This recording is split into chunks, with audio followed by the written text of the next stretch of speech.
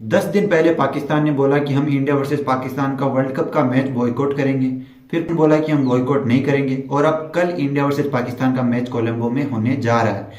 पिछले मैचों की बात करें तो 5 के 5 जो T20 मैच हुए हैं वो पांचों हैं वो इंडिया ने जीते हैं पाकिस्तान से। और देखो, इंडिया है वो बाई फार है वो सुपीरियर टीम है पाकिस्तान से, क्योंकि इंडिया जिस तरह की क्रिकेट खेलते हुए आ रही है लगातार 2 साल से, डिफेंडिंग चैंपियंस भी है। तो मतलब इंडिया के कहीं से भी है वो पाकिस्तान के नज़दीक नहीं लगती है। लेकिन वही है ना यार, ये क्रिकेट का गेम ही ऐसा ही है कि यहाँ गिवन डे पे सब बातें आ जाती है कि कौन कैसा खेलता है, और खासकर T20 उस दिन पे अगर एक बॉलर अच्छा स्पेल निकाल दे, एक बैटर अच्छा क्रीज पे टिक जाए, तो आप पूरा गेम पलट सकते हैं। तो वही चीज़ है कि आप पीछे का स्किल सेट है, प्रिपरेशन है, प्रोसेस है, वो T20 क्रिकेट में इतना मैटर नहीं करती। कल जिम्बाब्वे ने भी ऑस्ट्रेलिया को हरा दिया, इतना बड़ा सिस्टम है ऑस्ट्रेलिया, उसको जिम्बाब्वे जैसी टीम ने हरा दिया। तो मतलब T20 क्रिकेट में कुछ भी हो सकता है। लेकिन भाई सब उम्मीद तो यही कर रहे हैं ना कि इंडिया जीतेगा। मतलब अगर इंडिया वर्सेस पाकिस्तान के 50 भी मैच होंगे तो उन 50 मैचों में आप बैक करते हो कि इंडिया जीतेगा, लेकिन वो एक मैच है वो पाकिस्तान का तुक्का जरूर लगता है, क्योंकि आप क्रिकेट का गेम है, कहीं ना कहीं तो फ्लूक लगेगा ही। तो वही है कि वो एक मैच कब आएगा, कल आएगा, अगले वर्ल्ड कप में आएगा, कोई नहीं कह सकता। लेकिन अगर आप बात करें कि कौन सी टीम लग रही है कि अच्छा खेलेगी, तो वो इंडिया की लग रही है। तो इंडिया के ऊपर वो प्रेशर भी आता है कि आपके पास इतने फैंस है पीछे जो आपको बैक कर रहे हैं। उनके पूरे ग्राउंड में आपके इंडिया के 80% फैन होते हैं, पूरे ग्राउंड में 20% पाकिस्तान के होते हैं। उसमें आप प्रेशर को हैंडल करते हैं, उतने आपके पास पीछे आई बॉस देखने वाले होते हैं, इतना प्रेशर होता है मीडिया का, ये सब। तो उस प्रेशर में आप कैसे खेल पाते हैं वो इंडिया के ऊपर देखना होगा। बाकी कोलंबो में मैच है तो वहां पे स्पिन है वो स्पिन टू विन होगा।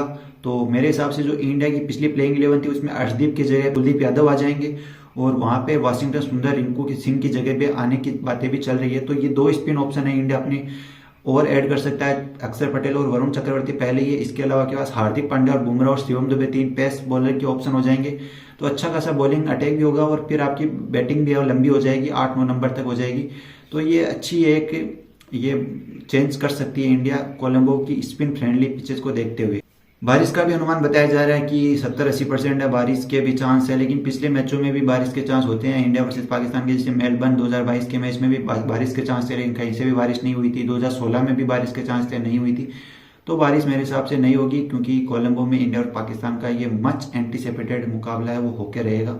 पाकिस्तान की तरफ से बात करें तो इंडियन मीडिया में उस्मान तारिक को लेके बहुत हवाई चल रही है, और ये इंडियन मीडिया की आदत है कि सामने वाली टीम को इतना बढ़िया दिखा दो कि जब उनको हम हराएं या उनको मारें तो हम बहुत बड़े बन जाएं। जैसे कि साइंस अफरीदी को पहले बहुत बड़ा दिखाया जाता था, फिर उसको बेचारे को हर मैच में ही मार पड़ रही है। मतलब यूएसए से मार खाता है, नीदरलैंड से मार खाता है, और इंडिया में ऐसे दिखाया जा रहा था कि इन स्विंग बॉल आएगी, रोहित शर्मा छक्का मारेंगे, कितना ऐसे मुकाबले दिखाए जाते थे। लेकिन वही अब उस्मान तारिक को बड़ा चढ़ा के दिखाया जाता है, ताकि जब शिवम दुबे उसको छक्का मारे, हार्दिक पांड्या छक्का मारे, तो एक माहौल अलग बने। तो ये मीडिया की कारस्तानी होती है। बाकी उस्मान तारिक में ऐसा कुछ नहीं है कि वो थोड़ा पोज लेता है, बाकी बॉल तो नॉर्मली डाल रहा है ना।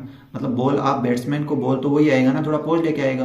और इंडियन बैट्समैन इतनी उच्च कोटि के बैट्समैन है तो उससे उनको कोई फर्क नहीं पड़ना चाहिए। और जैसे कि ईशान किशन ने भी प्रेस कॉन्फ्रेंस में कहा कि हमने सारी प्रिपरेशन कर ली है और हम बहुत एक्साइटेड। बरसात मैच में बताई जा रही है, तो हो सकता है कि मैच कुछ कम ओवर का हो, और जब कम ओवर का होगा तो पाकिस्तान को भाई नुकसान होना है, क्योंकि पाकिस्तान के पास कहते हैं ना वो फायर पावर नहीं है बैटिंग में, जितने कम ओवर में ज्यादा रन बना सके। वो कुछ उनके पास बैट्समैन नहीं है, वो बस घुमाते हैं, तुक्के लग जाए तो लग जाए, वरना भाई वो नहीं है जैसे कि इंडियन बैट्समैन के पास है।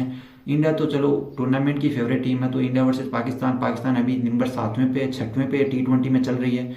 लेकिन तुक्का है ना, वो तुक्का कभी भी लग सकता है। मतलब आप क्रिकेट ऐसा गेम है, खासकर T20 की, तुक्का कभी भी लग सकता है। तो अगर वो तुक्का लग गया तो इंडिया उस पोजीशन में नहीं है कि पाकिस्तान अभी कल के मैच में तुक्का लगा सके, क्योंकि आपने कुछ माहौल ऐसे बना दिए हैं। आपने पहले उनसे हाथ नहीं मिलाए थे, फिर प्रेस कॉन्फ्रेंस में जाके जो उनको बोला है, फिर आपने उनके बारे में क्या कुछ नहीं कहा। मतलब अब आप हारना अफोर्ड नहीं कर सकते। वो तुक्का भी लगता है ना, वो तुक्का आप अफोर्ड नहीं कर सकते इंडिया खास तौर पे, क्योंकि पाकिस्तान को तो सब पता ही है ना कि वो तो हारेंगे ही। पिछले मैचों में हारते हुए आ रहा है तो वो हारेंगे ही, उनके ऊपर तो कोई दबाव नहीं है, हारना ही है उनको तो।